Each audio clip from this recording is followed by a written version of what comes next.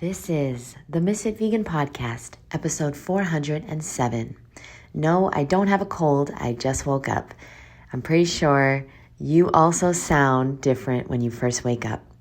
So today, I want you to do something for me. I want you to get a piece of paper or use your phone, and I want you to write a list of up to 15 things you are afraid of. Okay, there's a reason we're doing this. Please do this exercise.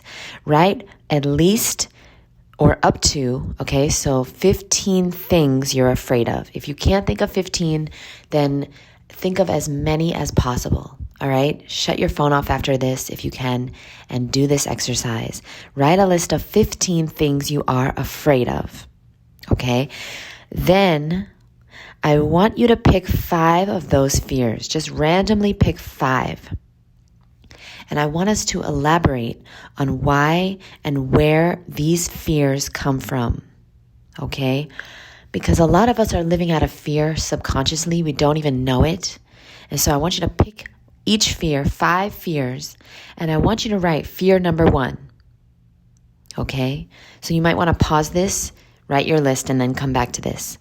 But when you're done writing your list of 15 fears, you could do more, you could do less. I want you to write fear number 1. Why and where does this fear come from? What is it connected to and how does it affect my life? Okay, so 5 random fears. Why and where does this fear come from? What's it connected to and how does it affect my life? I want you to do that for 5 fears, okay? This is really going to help you become aware of what is going on and what is leading you in the direction that you are taking. What is controlling your life? What is determining whether you eat something you don't want to eat or not? What is determining whether you're mean to somebody or you yell at someone or you have anxiety or you don't whatever, you don't take the actions that you said you wanted to take? It's most likely because you're dealing with a fear that you might not even know about. Having fear doesn't make us weak, it makes us human. And our brains are hardwired to feel fear in order to help us survive. Although the human brain is a magnificent thing, sometimes it can't tell the difference between rational or irrational fears. I'm reading a book, by the way. I am reading a book called Healing Through Words by Rupi Kaur, Kaur. An example of a rational fear is worrying that you won't be able to pay rent next month because you got laid off and you have no savings.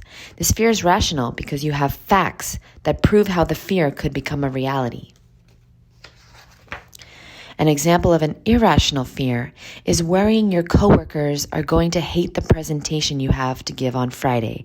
This fear is irrational because you've spent weeks practicing your presentation, you know the information really well, and in fact, you never tanked on a presentation before, so you have no proof and no reason to believe you'll tank now. This fear is irrational because it's not rooted in fact.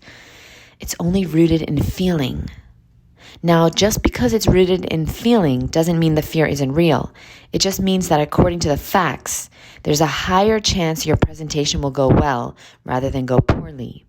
Studying our irrational fears can tell us a lot about our psyche. A lot of these irrational fears are planted in our brains at very young ages, perhaps by our behavior and the people who raised us. Maybe we fear no one will love us, because when we were 5 years old, our parents left us home alone, and a really mean babysitter was taking care of us while they worked overtime.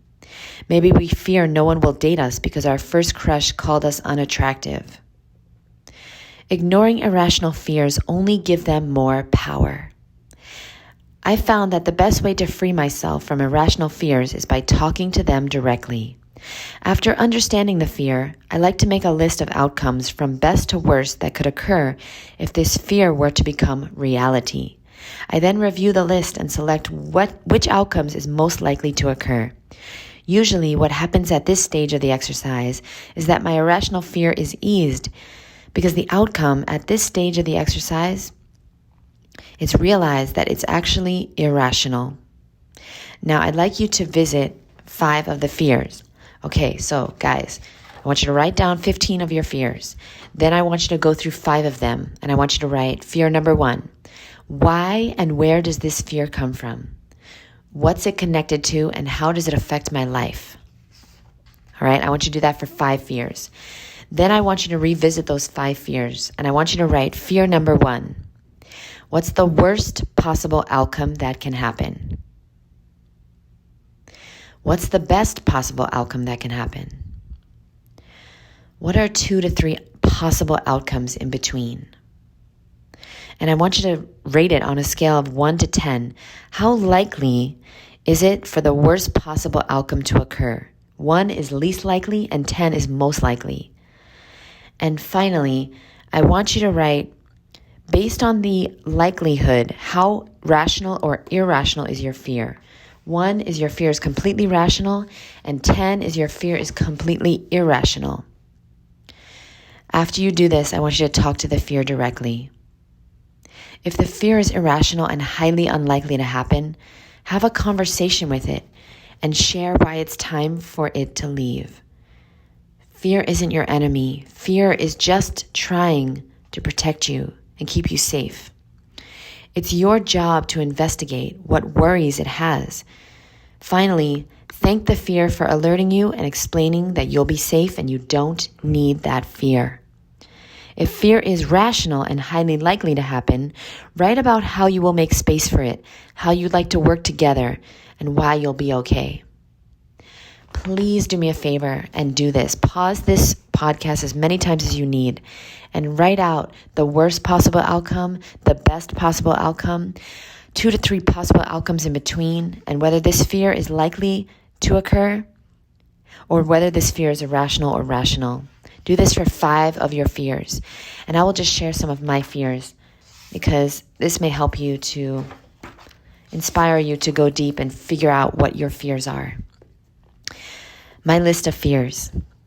Number 1, being homeless, being food poisoned, being an addict, being in prison, being in the hospital, being sick, being poor, being raped, relying on someone for money, being completely alone, no friends, no family, no one, being attacked, being pregnant and then abandoned, losing my teeth like my mom did, being in pain, being forced to do something I don't want to do, being raped, crashing and being paralyzed in a car accident, being lonely forever, never opening my restaurant, never publishing a book. Those are some of my fears. Some are rational, some are irrational. Most are irrational because they are just simply based on my actions. I can make a lot of these fears happen based on my actions. But some are rational. It's possible to be in a car accident and paralyzed. It is possible. Notice I didn't write being in a car accident and dying. I'm not afraid of dying. I'm afraid of being in the hospital. And the reason why is because I witnessed my family, my sister and my grandpa and my grandma, I witnessed them being in the hospital and suffering. And I don't want that fate for myself. So I try my very best to do everything possible so that I do not have to suffer like they did. I don't want anyone to have to suffer like they did. A lot of my fears are rational because it's things that I saw. It's things that I even experienced, and I just never want to experience those things again. I experienced being an addict. I was a food addict for many, many, many years.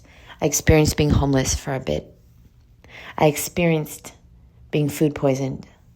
I experienced being poor. I experienced being sick. I experienced a lot of these things, and I don't want to experience them again.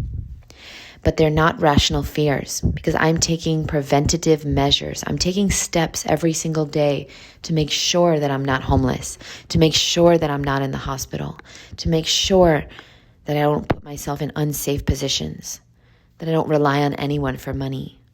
I'm making these things irrational. So please write your list and look at them and talk to your fears. and say, my boo, this is not rational. Or if it is rational, what are you going to do if it happens? And write it out. Write out the best case scenario and the worst case. If you are dedicated and you're really serious about working on yourself, this is a very important exercise that I highly recommend you do. Thank you very much for listening.